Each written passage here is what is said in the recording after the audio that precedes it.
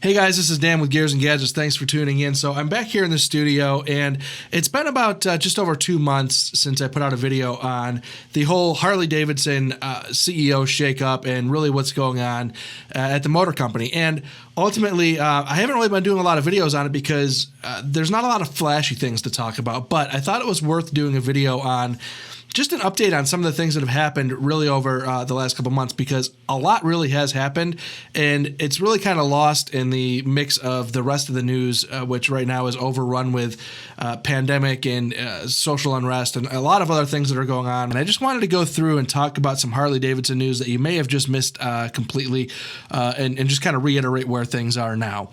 I'm going to jump back to really the beginning of the year. So back on January 9th was really the first mention that there was something going on in China. Nobody really quite knew what it was. And that was the beginning of the whole pandemic situation. Late February, Harley-Davidson announced that Matt Levatich was out and that their interim CEO was going to be Jochen Zeitz. And then March 18th, Harley suspended U.S. production because of the pandemic. And this was really the first time that we saw Jochen Zeitz, if you want to call it leadership, which is where he said, "We recognize the unprecedented nature of this global crisis. In order to best support our employees, and following social distancing guidance issued by public health authorities, we're temporarily suspending the majority of U.S. production at U.S. manufacturing facilities. We will continue to monitor the situation and take necessary steps to prioritize employee health and safety." So this is basically 2 weeks on the job, and this is where, if you could imagine being brought into a struggling motorcycle company where you're trying to revive it, and the first thing you're doing is just shutting down production. Now, April 14th, this would be 2 months on the job for Jochen Zeitz. He had another statement, which was the effects of COVID-19 on the economies around the world have been swift and unprecedented. It's essential for us to respond quickly, adapt, and position the company to manage near-term challenges while preparing to re-energize the business for recovery and beyond. And they go into significantly reducing all non-essential spending, plays into kind of slowing things down a little bit for the company in general. Temporary reduction of salaries, and implementing a hiring freeze. Now, April 28th, this is when things start to shape up a little bit as far as who Jochen Zeitz is and what his intent is with Harley-Davidson. This is where Harley issues their first quarter results, their technical COVID-19 response, steps to recovery, and first real mention of what this Rewire is going to be. Basically just the key elements: enhance core strengths to better understand expansion into new spaces, prioritize the markets that matter, addressing the P&A and general merchandise. And then they mention adjusting and aligning organizational structure. So the actual first formal date of Jochen Zeitz on the job is May 7th, when he's announced as the actual CEO, and the board gives rave reviews and says that he's the right man for the job. So he's only really been at the helm here now for 2 months. I mean, he's certainly been a busy CEO for the last couple months. And I tell you what, for people that give CEOs grief about their salaries, what this man has walked into and the time that he walked into it and what he's expected to do with a brand as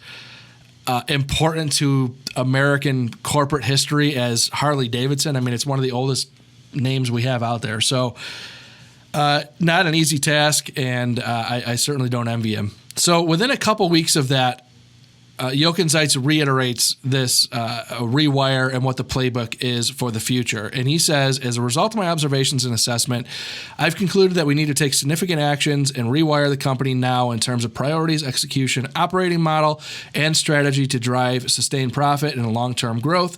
We're calling it the Rewire, and it's a playbook for the next few months, leading to a new 5-year strategic plan, which we will share when visibility to future events returns."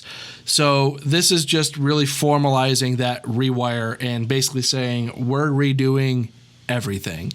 Now, March 14th, Jochen Zeitz puts down $2.1 million of his own money to buy up Harley-Davidson shares. Now, I am not a Wall Street guru by no means, and there's going to be a lot of,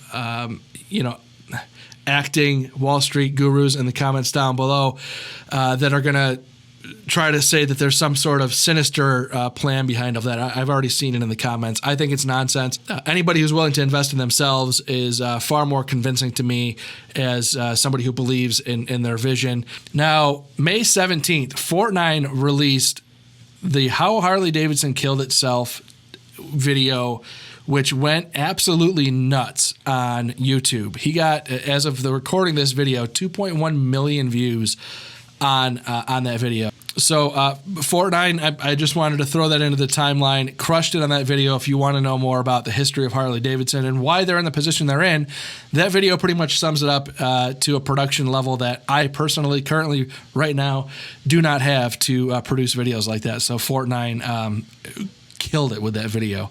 So then May 20th, Harley, there was reported that they will not ship any new bikes to 70% of its 698 dealers in the U.S.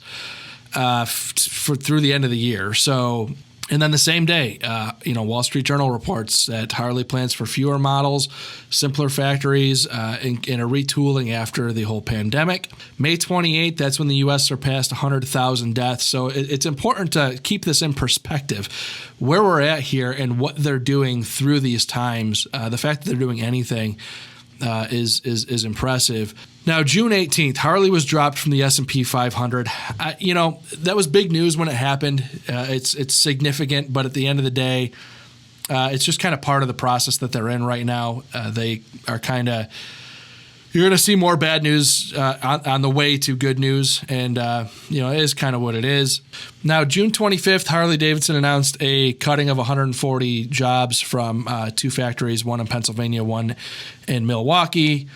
And then this is where I go back to the, who cares about dropping off the S&P? July 6th, Harley-Davidson's new CEO will turn it around, says Citi, which this goes into, the stock market. One day you're the worst, the next day you're the greatest thing. So I can't follow it.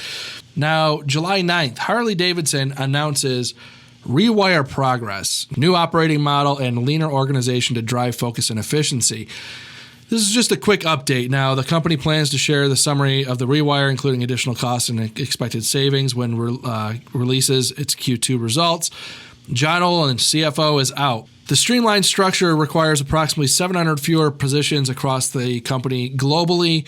They're cutting 700 jobs. 500 are expected to exit their organization through 2020. This is a sad reality of reorganizing. I hate it. This really sucks, and this isn't just about American labor. This is to anybody globally who lost their job. I know it's tough, and this is all part of the reorganization. And I understand that Harley has to do this. It's a short-term strategy for long-term growth, and something that I would imagine is a necessity as they reassess the situation and figure out where they're going from there. So it sucks, but I think we all saw that this was going to be part of it, was scaling back and reassessing their situation. Now, it does say that, again, it refocuses on the fact that this is a 2021 through 2025 strategic plan, and it'll be shared in Q4. That is scheduled for an announcement on July 28th. I will come back and do a video on what they release on their actual formal Rewire plan. It will be very interesting to talk about. And that's really going to be when you see, in my opinion, July 28th is going to be when we really see what Jochen Zeitz's leadership is going to have cut out for the next handful of years. I do think that July 28th is going to be a defining moment for Harley-Davidson. And I'm very excited to see what they have to offer. And I think that the markets are starting to kind of do the same thing, which is why on July 14th, you saw that, the stock surged and they're upgrading it to a buy and all these things. So I do think that Harley-Davidson has some interesting things coming. I'm very interested to share all of that with you guys as these announcements are made. I will put a video up because that is what I do. So with that being said, guys, thank you very much for tuning in. I really appreciate it. If this is your first time tuning in, please hit that subscribe button down below. Remember, likes go a long way to help support the channel. I have some new merch down in the merch shelf down below. I've actually put some stickers on there now too, so feel free to check that out, and I will catch you guys next time.